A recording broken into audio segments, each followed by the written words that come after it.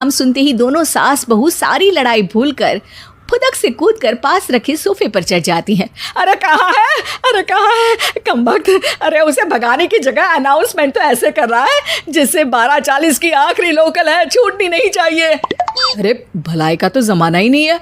ठीक है भाई, अब मैं आपको बिल्कुल भी नहीं बताऊंगा कि आपके पीछे भी एक बहुत बड़ा कॉकरोच बैठा है।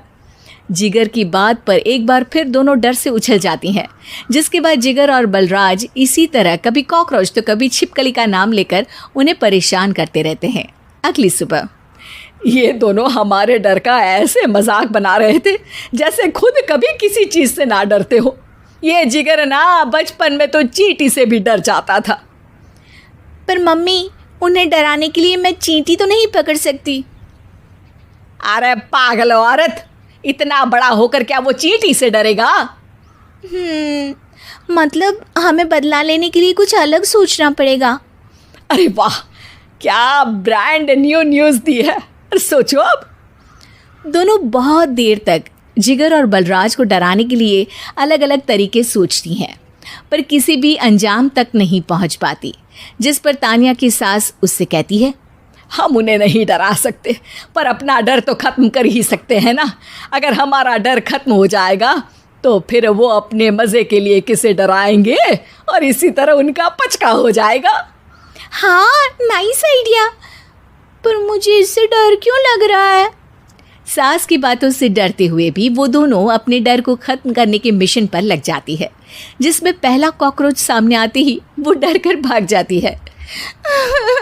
हमसे ना हो पाई। मम्मी, इससे आप ही निपटो ना।